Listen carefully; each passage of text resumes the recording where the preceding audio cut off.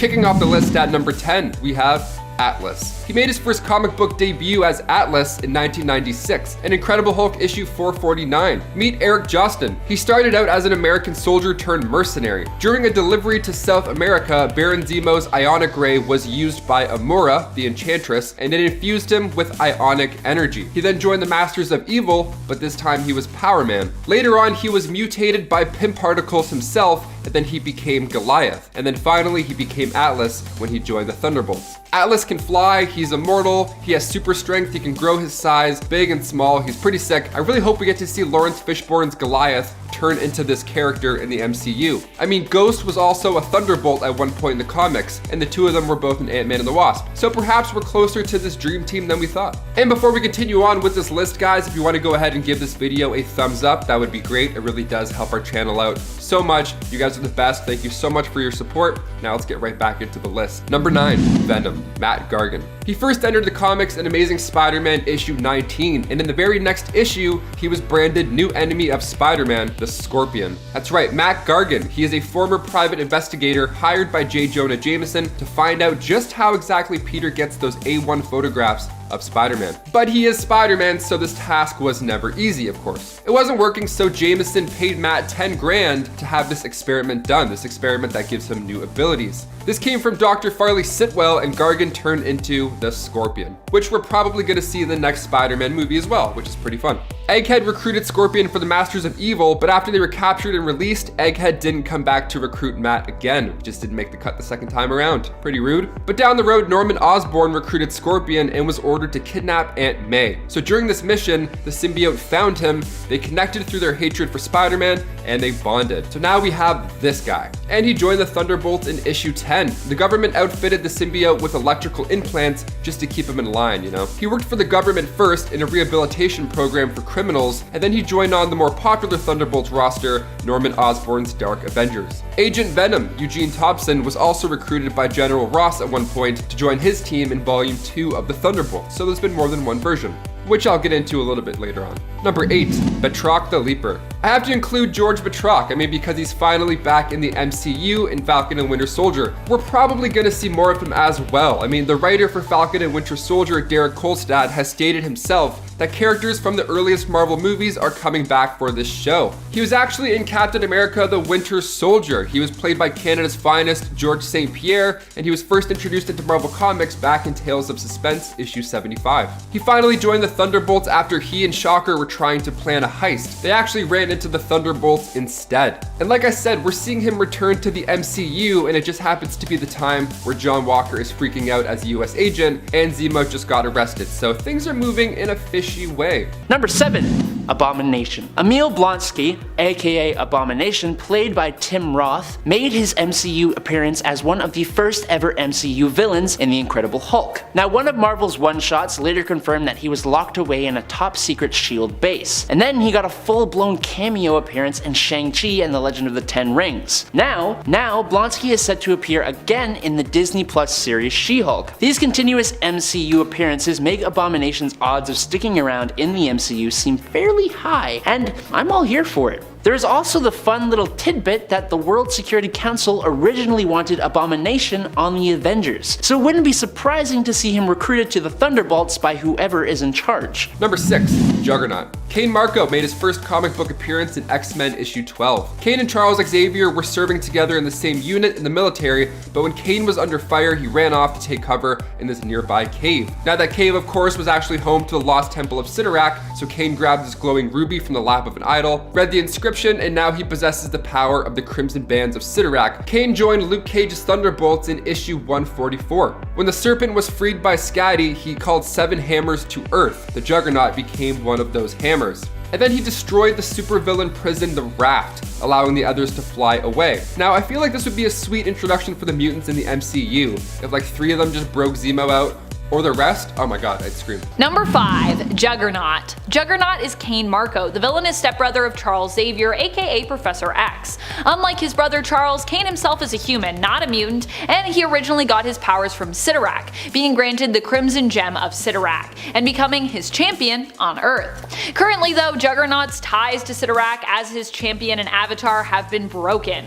Instead, for his powers, Juggernaut relies on the Crimson Bands of Cyttorak, which do not tie the user to Cyttorak's will in the same way. This means that Cain now basically gets to operate independent of Cyttorak's will or influence, using the powers of the Crimson Band armor for his own interests. Cain became a member of Luke Cage's Thunderbolts team for a time, before he was made into one of the Serpent's champions during the Fear Itself event. Number 4. Scar. Joining the Thunderbolts in issue 175 of those Dark Avengers that I mentioned earlier, we have Scar. He is terrifying. I love him. He originally made his debut in World War Hulk issue 5. He was conceived during the Planet Hulk storyline. He's actually the son of Hulk and Kyra the Old Strong. So after the Hulk spent some time on Sakaar, he started to spend some time alone. Now after the Hulk had just left the planet, Scar had popped out in this cocoon, and he resembled a teenager after just 1 year. He was growing quite fast. Now given the fact that he was born on this not so chill planet, he learned how to fight for his life, like right off the bat. It was normal to him. He hunted for survival. So Scar retains something called the Old Power. So he has the ability to control tectonic energy, he can summon lava and magma, and he can also tap into energy projection as well. Out of all the children of the Hulk, Scar easily hits the top of that list. He was sent through a wormhole to Earth after he was excluded from the planet, going against his cousin She-Hulk and the Fantastic Four. Scar ended up joining Norman's Avengers team, but he ended up being a double agent who was actually on Steve Rogers' side all along. So if we do get this powerful member of the Thunderbolts, maybe he'll just end up being on the good side the whole time. Who knows? Number 3. Ghost. First introduced in Ant-Man and the Wasp, Ava Starr, aka Ghost, played by Hannah John Kamen, was set up as the villain, but ultimately proved to be more of a misunderstood anti-hero. Ghost has been part of multiple Thunderbolts teams in the comics, so it wouldn't be surprising if Marvel Studios chooses to stick to the source material. Hannah John Kamen has already expressed interest in being part of the team, and I'd certainly like to see more of this ever-talented actress. Ant-Man and the Wasp already established the fact that Ghost worked for S.H.I.E.L.D. on covert missions, so it wouldn't take too much to have her part of this newly government-sponsored Thunderbolts team. She has been quite the ghost since her initial debut, so I'd like to at least know where she's been. Number 2.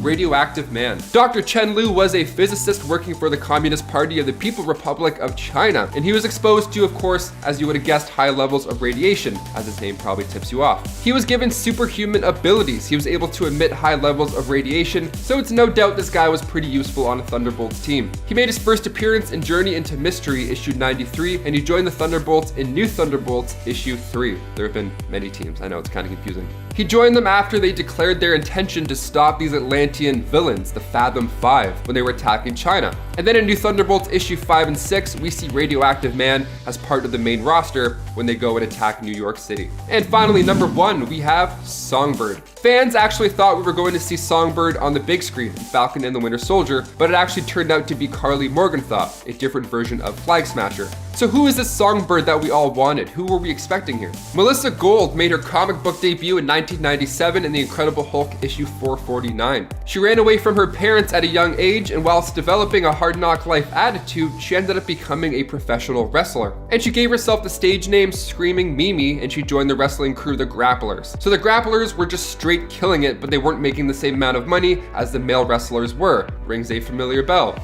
So they took on a job with Roxxon Oil Company, and now of course the mission failed because Quasar came in and had to save the day. Typical hero stuff, loser. So Melissa was given vocal cord implants that provided her with acoustic kinetics, hence her first nickname, Screaming Mimi. She can make all these crazy weapons with her voice, and she even has the ability to craft herself wings and fly. She joined the Masters of Evil in Avengers issue 271, but when she could no longer use her powers, Zemo came in again, but this time his accomplice, the Fixer, gave her new powers with these new neck implants. Number 10, Bullseye. While Lester might not be powerful in the more traditional sense of being, the most swole, his abilities do make him a rather deadly opponent. Bullseye might not have many superpowers to boast of, but he does have the almost superhuman skill of being able to hit a bullseye with almost any projectile. Bullseye is a master marksman known for his deadly accuracy, but he also does have something that makes him more durable than most: adamantium. Adamantium is fused with part of his skeleton in a process similar to the one Wolverine underwent. In fact, it was the man who originally came up with that process, Lady Deathstrike's father, Lord Darkwing, aka Kenji Oyama, who gave Bullseye this power. Bullseye was initially recruited to join Norman Osborn's Thunderbolts. Number 9. RHINO. RHINO might be a ridiculous villain on paper and in the 60s Spider-Man cartoon, but he also happens to be one of the most powerful when it comes to Spider-Man's gallery of rogues. RHINO is Alexei Sistovich, a villain who started out as a goon for the Russian mafia, dreaming of wealth and power.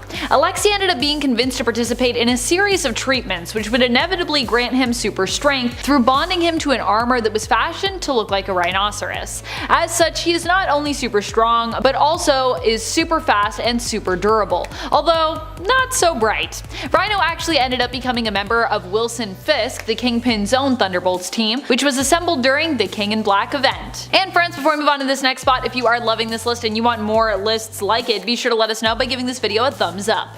After all, there are tons more Thunderbolt members, tons more. Number 8. PLANTMAN. Some might think of PLANTMAN as a B or even a C list villain, and based on how much he's shown up in the comics over the years and what he has, or rather kinda hasn't, managed to accomplish in his villainy, you'd kinda be right. But PLANTMAN also recently got a pretty big power up in the comics thanks to the Empire event and the Kotati, who he allied himself with during their attack on Earth. The Kotati are a plant-like race who were once the neighbors of the Kree. They're much more peaceful but highly advanced neighbors, who were actually pitted against the Kree when the Skrulls came to visit. Bearing a grudge for the Kree, the Skrull, and the humans of Earth, the Kotati set out to destroy all animal-based life. PLANTMAN decided to join their side as, at this point, Samuel Smithers identified more as a plant than a man, and in fact didn't even like his human name being used. His powers allow him to communicate with and command plant and vegetable matter. He also seems to be somewhat telepathic, and as he is now completely made of vegetable matter, he can control his density and size, making him very hard to destroy and super strong and durable when he wants to be. It was during his time with the Thunderbolts that PLANTMAN actually took the name Blackheath for himself, which is currently what he prefers to go by. It's either Blackheath or PLANTMAN. Number 7. Red Hulk. He made his first appearance in Incredible Hulk issue 1 as General Ross, but come the first issue of volume 2, Ross went beast mode and became one of the Hulk's greatest threats. Red Hulk was created using gamma radiation just like the Hulk, but what makes him even more of a threat is the fact that he also has cosmic rays added to his mix. So the Red Hulk doesn't get stronger the angrier he gets like Bruce, he actually gets hotter as well, physically. He starts to burn up, he gets red hot. And after the Phoenix War, Ross put together the Strike Team, and their first issue begins in Thunderbolts Volume 2, with him as the leader. Number 6. Star. Star was one of the villains recruited into Kingpin's Thunderbolts team. Initially, Star was posing as a hero. She underwent a treatment that made her half Kree, and part of Minerva's plot to isolate and then later recruit Captain Marvel, aka Carol Danvers. Before she was known as Star though, she was Ripley Ryan, a reporter who actually was saved at one point by Captain Marvel herself. Minerva, having also promised Star superpowers however, decided to siphon them from Carol Danvers, due to an earlier plot which gave her the abilities to basically do so. Really, she just wanted to alienate Carol and ruin her reputation so that Captain Marvel would join the Kree Empire. She didn't really want to hurt Carol in the long run. However, when Star found out about this, found out about the fact that Minerva wanted to recruit Carol, she became jealous and almost killed Minerva in a rage. The fight came down to Captain Marvel versus Star, with Carol removing the devices in both her own and Ripley's chests, which allowed Star to siphon her powers. Later on though, Star would become merged with the Reality Stone, giving her access to unlimited amounts of reality altering power. However, Star is not very experienced in her use of these powers yet, but she does have great potential, which is why I ranked her so high on this list. Number 5. Taskmaster. Antonia Dreykov. It may be a name from the MCU that kind of flies over your head, but she was the woman under the mask of Black Widow's Taskmaster, and she could very easily be part of the Thunderbolts. Taskmaster is a skilled mercenary, with ties to the Red Room in the MCU, but there are also comic book reasons for the character joining the team. Although he didn't stick around for too long Tony Masters, the comic book's secret identity of Taskmaster, did help train new recruits to the Thunderbolts initiative run by Norman Osborn. With the ability to perfectly replicate any fighting style or move, Taskmaster's powers are an ideal skill set for any mission the Thunderbolts go on. Also, it would be nice to see the MCU's version of Taskmaster move to a more comic book accurate role. Also, the actress who played Taskmaster in the MCU, Olga Kurylenko, is a fantastic actress and she got like 0 screen time or lines, so that seems like a bit of a missed opportunity. Number 4. Genis Val. Genis Val is the son of Mar-Vell, and honestly, he's kind of the worst in my opinion, but he is also very powerful and actually died during his time on the Thunderbolts team, which means he definitely deserves a place on this list. However, I refuse to name this point after his last super codename, Photon, because I cannot abide by all the codename stealing that he did. Like, you make Monica Rambeau give up the Captain Marvel mantle for you, and then you come back to Earth and demand Photon as well? Too rude, sir. Too rude.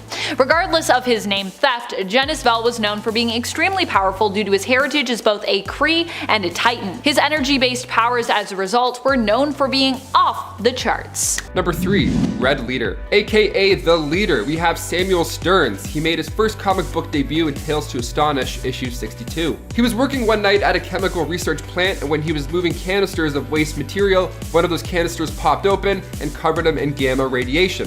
Now, Stearns survived just like Banner did in his similar situation, but it affected him in a different way. He went from being smart to becoming a genius, basically, and his brain could absorb more and more information. It gets quite big, it's kind of gross. It got to a point where his physical body starts to mutate, so now he has this giant green, or sometimes red brain. I mean, he certainly looks like a villain, that's for sure. So he started to refer to himself as the leader, using his intellect to become a criminal mastermind. Now he clashed with the other Gamma guy, Banner. In fact, he actually ruined Betty and Bruce's wedding at one point. And then finally, we saw the Red Leader join the Thunderbolts in Volume 2, Issue 6. I would love to see a Sam Stearns on the big screen, honestly. We need a smart guy, a smart villain with a big brain. We got one of those in the Avengers game, he's kind of cool, so live action wouldn't hurt. Number 2. Atlas. Coming our way from the original Thunderbolts team is Atlas. Atlas, however, was formerly known as Goliath, and prior to that actually had a series of other codenames including Power Man.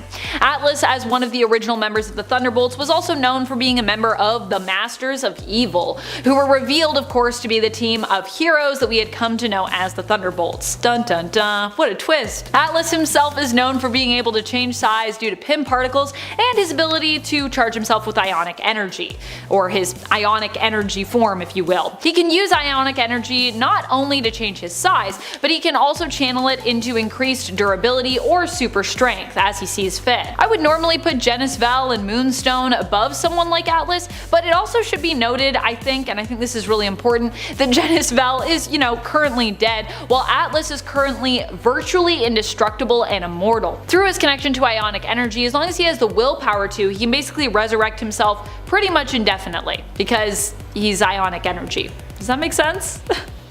I think it makes sense. I think it's pretty cool. Number 1. Kobik. Kobik is a being who is the cosmic cube incarnate. While Kobik is often known for taking the form of a child, as during her creation she felt broken and confused, she is extremely powerful. Harnessing the power of the cosmic cube, which of course is her, means that Kobik can alter reality with a mere whim, and beyond that has access to seemingly limitless power.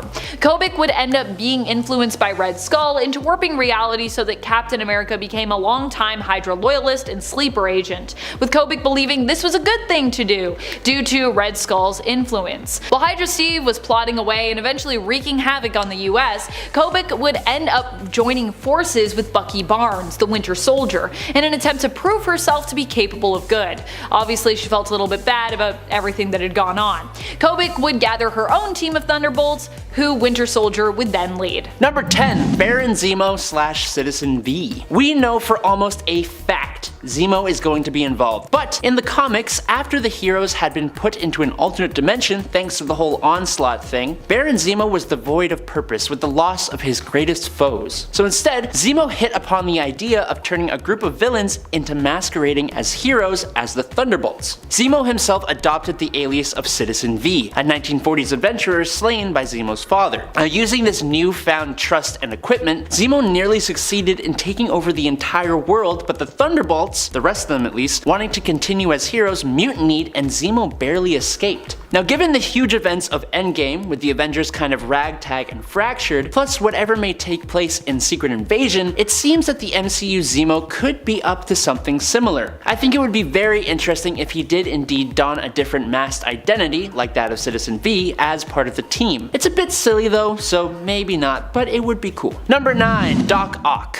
Now, in the current comic iteration of the team, Dr. Octopus is sitting nice and snugly upon it. I'm almost certain everyone loves Alfred Molina's iteration of the character. It would be cool to see him in another Marvel movie, but his character's arc is done, and it would just be strange to pull on it more and more. So maybe even a new version of the character played by someone else should appear. The only thing I'd say is that it would take some explanation, and we don't want to bog down a movie with explanations. I also think that a new Doc Ock should not be introduced in a team-up movie. If they were to bring him in, I think he would need to be established at some other point in a different movie or show. I'm not really sure how it would be done, but it's just one of those things I think it would be cool to see. Number 8. Juggernaut. Just like Doc Ock, Juggernaut is also a character who appears in the Thunderbolts at some point. Now, assuming that the Deadpool movies become MCU canon, we do have a version of Juggernaut there that didn't and doesn't really require that much explanation. Okay, he maybe would need a little bit of rework. It's his connections to the mutants that is the real problem here, even if he himself is not a mutant. But again, just like the last point, figuring out how to make it work naturally is the real trick here. My only real gripe with Juggernaut is that he would play a kind of tank or bruiser role on the team, and there is someone fully established and currently showing up more and more in the MCU that could easily fill that role without much of an extra explanation. Number 7. Taskmaster.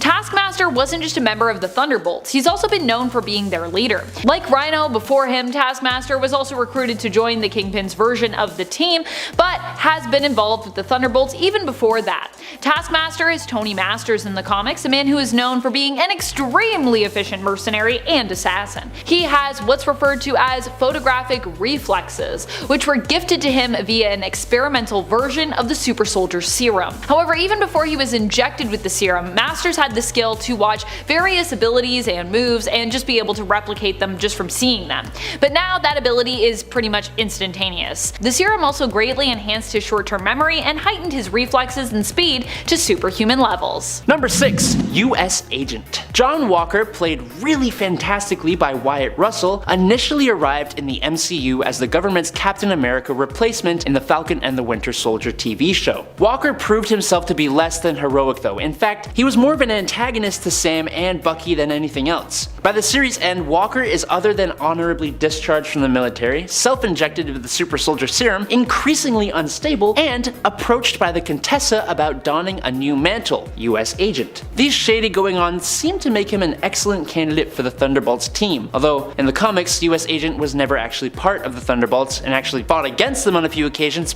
I don't know, we don't really care. I could definitely see him and Baron Zemo definitely butting heads over leadership as well. Number 5. Moonstone. She made her first comic book debut in Captain America 192. Carla Sofen was a psychiatrist, but instead of helping her patients, she sent them into paranoia instead. So she wasn't the best, that's for sure. This life choice of course led her down the path to become a villain, I mean obviously, and she started out as an assistant to the Dr. Faustus. Eventually she made her way to Lloyd Block, the original Moonstone, and then she poisoned him with hallucinogens, and then she made him hand over, well, the Moonstone. The Moonstone is a Kree device that grants its users tons of power. So yeah, it's not a bad thing to want that. We can see this exchange happen in the Incredible Hulk issue 299, and that's when it gets real. She gives the Hulk quite a run for his money. Now, she joined the Masters of Evil and went against the Avengers numerous times. She was actually one of the villains that stepped up once the Avengers went missing. She was on the Thunderbolts team, but she called herself Meteorite. Number 4. Wilson Fisk. I almost completely forgot that Wilson Fisk is now MCU canon after he showed up in the Hawkeye show, and that means a whole ton of stuff can happen. While I don't really see Kingpin suiting up and joining a fight, I can definitely see him being some top brass, pulling some strings and working in the background a bit, which wouldn't be terribly different from his comic counterpart. Wilson Fisk in the comics was the mayor of New York when he pulled together a team of Thunderbolts. With Daredevil ramping back up in the MCU, I think it would be an excellent time to have Fisk getting his little scheming fingers in the pot as well. Number 3. Moonstone. You know I have to give give love to my girl Carla Sofin. Moonstone is probably one of the most powerful members of the Thunderbolts to have ever joined the team. Initially, she got her powers from the Moonstone, hence her name. She stole it from the previous Moonstone, Lloyd Bloch, actually using her psychiatric skills to emotionally traumatize Bloch to the point that his body rejected the stone, allowing her to take it for herself. Moonstone has stood up against and taken down Carol Danvers, one of the strongest heroes in the Marvel Universe, and Carla herself has been a longtime enemy of Danvers, going back through to her Miss Marvel days. Currently, Carla is fused with the Kree Gravity Stone, which is what grants Carla her current powers. She still goes by the name Moonstone though. Carla initially joined the original Thunderbolts under the guise of the heroic codename Meteorite. Number 2. Yelena Belova. The sister of Black Widow, Yelena Belova, played by the ever-lovely Florence Pugh, came in and partially stole the show in both Black Widow and the Hawkeye series, although that is debatable. Although she is not really a villain, Yelena's past as a Russian spy and graduate of the Red Room could keep her from initially being viewed as a hero by the general public. On top of that, Yelena's appearance in Hawkeye under orders from the mysterious Contessa Valentina Allegra de Fontaine set up the possibility of her continuing in an anti-hero or spy kind of role, which would likely lead her down the Thunderbolts path. In the comics, Yelena has been a part of the Thunderbolts, although that was at a time when Natasha had taken her identity and used it to infiltrate the team run by Norman Osborn, but I digress. And in at number 1 is Deadpool. No, he isn't a villain really. Again, more of an anti-hero, but I mean, he just kinda sits neatly on the fence of bad and good, but usually good. We are relatively certain that Deadpool is coming to the MCU soon, and he was a part of Red Hulk's Thunderbolt team. Now, I'm not sure how it would feel to have him make his MCU debut in the Thunderbolts movie as part of a team. They might need to explain that, and I find that having a team-up movie with characters who need lengthy explanations does detract from the movie a little bit. Eternals, I'm looking at you. But despite that fact, I would absolutely die if Ryan Reynolds just shows up with the Deadpool costume, and being Deadpool, all he has to do is literally say that the studios finally let him be in the MCU. And not only would that be in character, no one would complain about it. I wouldn't.